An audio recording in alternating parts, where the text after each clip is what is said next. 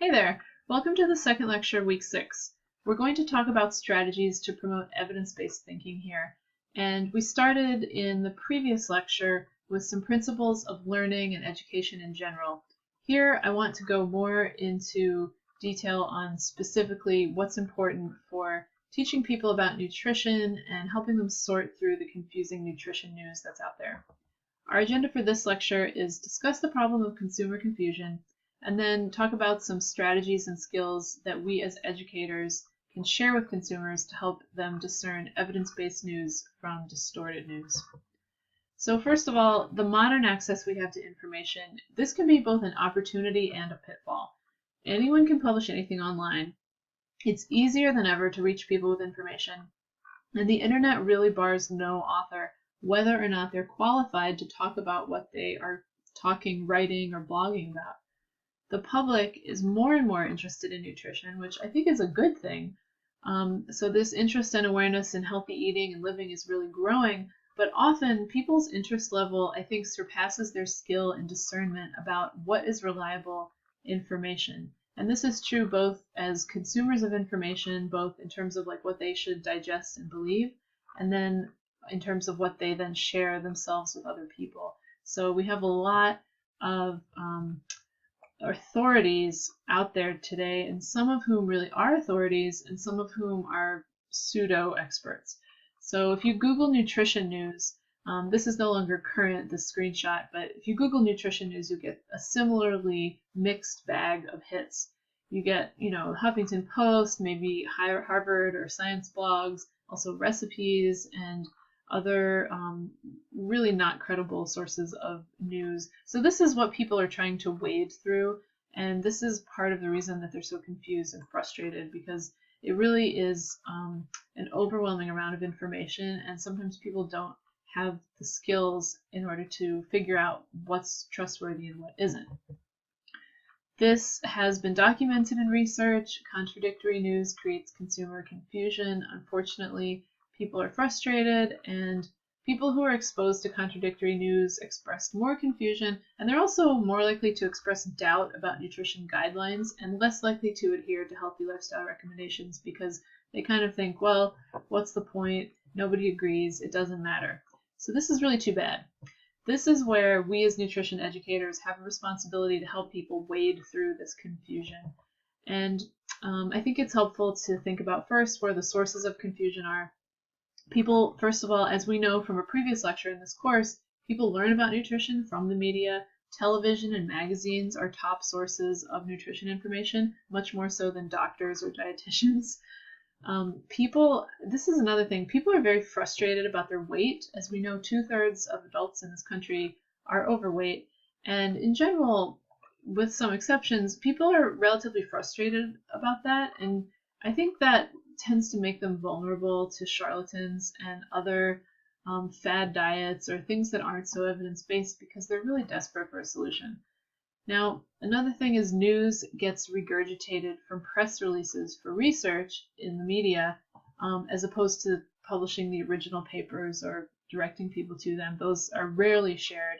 But usually, a university will have a press office that will send out a press release when a new study is published. And this is very normal. It's important because it helps keep up the profile of the university. And it's important for their funders. It's important for their reputation. It's all part of the research funding machine and sort of necessary. But what happens is the media will take these press releases. They'll write an article. Someone else will write a blog. Someone else will write a tweet. It'll get regurgitated over several levels and tends to get more and more distorted. And I have an example of that coming up. Another thing is claims on food labels. People are very desperate to be healthy sometimes, or they're swayed by marketing images. And a lot of claims on food labels fall into one of two categories: either a health claim, which requires research to have been previously done in order to put it on the label, or a structure function claim, which doesn't. The only thing that's required with a structure function claim is that the company send a letter to the FDA announcing their intention to add the claim to the packaging. This is something that research has found that people have a lot of trouble telling these apart. And if you read more about the difference between the two, I think objectively, they are pretty similar, and it's difficult for the average person to understand that one is based on evidence, one is not. So this is another source of confusion. And then finally, this is maybe a lesser problem, but nutrition science does change. It's evolving. Recommendations change sometimes. So sometimes this may add to some of the confusion because something that was true in the past may no longer be true, or the emphasis for a healthy guideline may shift. But overall, people are relatively confused and frustrated because there's so much conflicting information. They're kind of open and perhaps vulnerable to getting information from unreliable sources, and there's so much of it out there that they really need some help. And as educators, I think it is possible to teach them how to do this. So another thing is that consumer protection laws, the FDA does have the ability to stop marketing of products with unsubstantiated drug claims on their labels. And dietary supplements are one area of concern because there's a lot of expansion and a lot of people look to supplements almost like medicine. But I just have to say, realistically, the FDA is very understaffed to engage in this kind of regulation. So even with the best of intentions, I think that there may be quite a few gaps in terms of how effectively they're able to actually do this.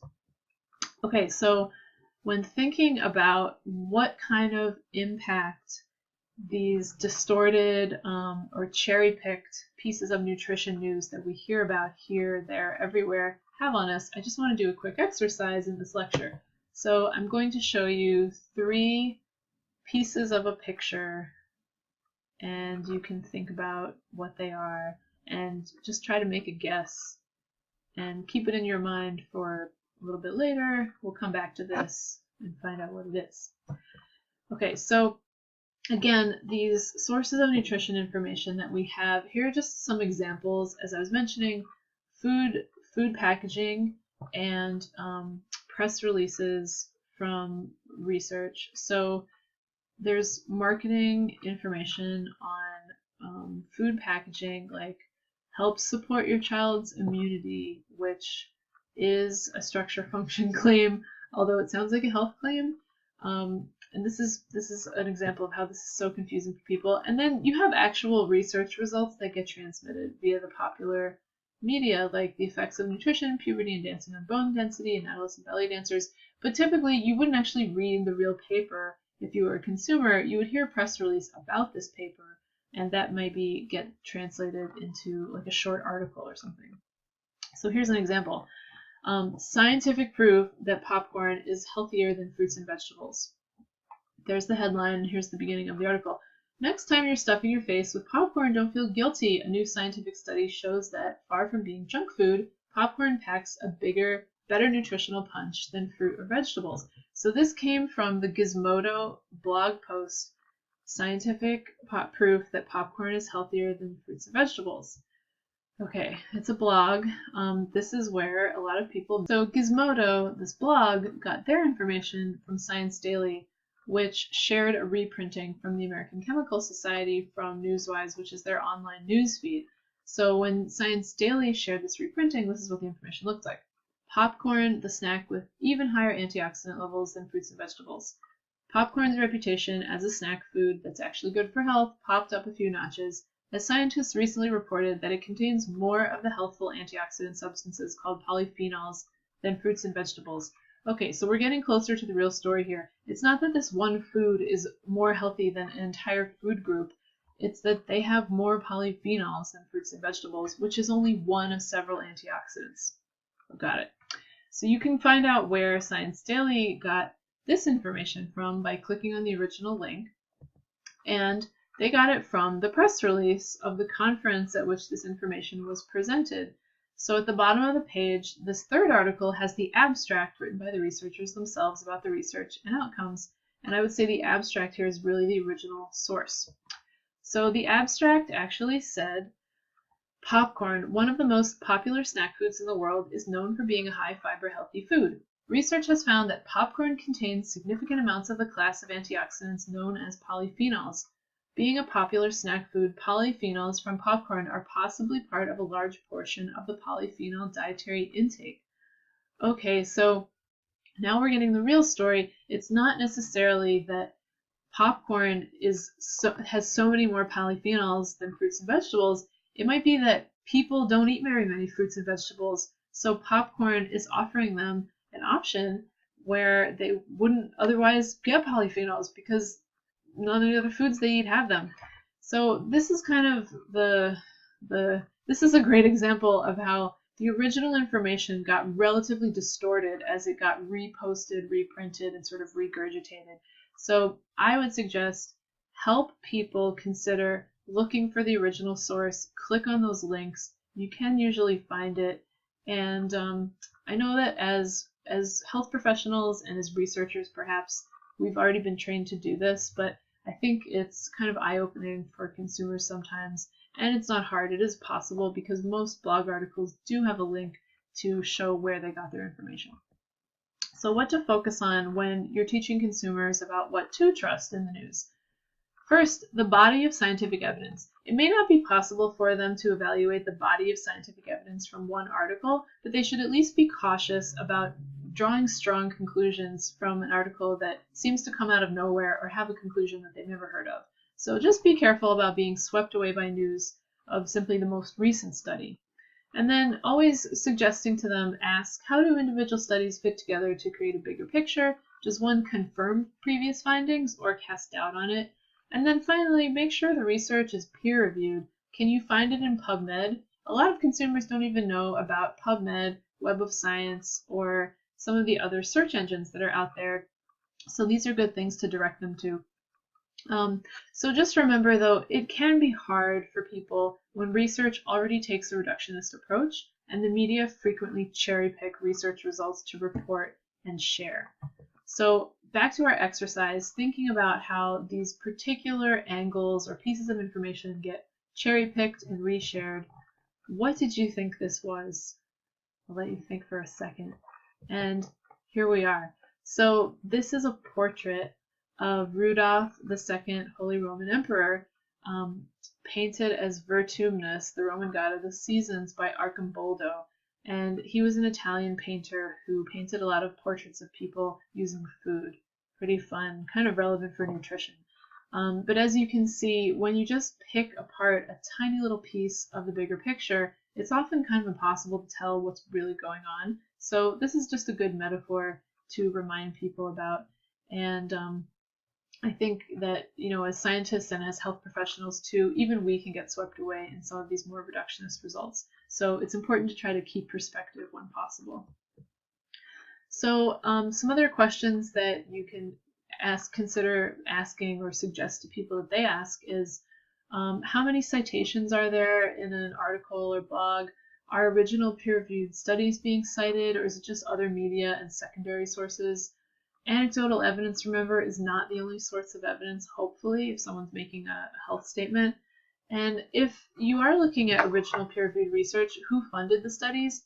Who was working on them, and do they have any conflicts of interest? This it doesn't necessarily mean that anything unsavory happened, especially nowadays when research funding is so limited. A lot of researchers do need to go to industry, but a lot of them are very careful to make sure that the industry doesn't have any input or say into their design or what they publish. So this is just something to kind of stay attentive to, but it doesn't necessarily mean, if money's from industry, that anything poor necessarily happened. Although it's very common that it does. And if you're interested in learning more about that, Marion Nessel, the nutrition researcher at NYU, has a great blog, and she's published a lot on this very problem. And then finally, as a nutrition professional, you can ask, how does the evidence compare to the Bradford-Hill criteria for causality, which is a concept in epidemiology and public health for determining whether or not there's a causal relationship? And those include, temporality, does the exposure precede the outcome, strength of the association, a dose-response relationship, replications, is it biologically plausible, is it consistent with other knowledge, etc. So if you're not familiar with that, again, I would suggest that you read more about that.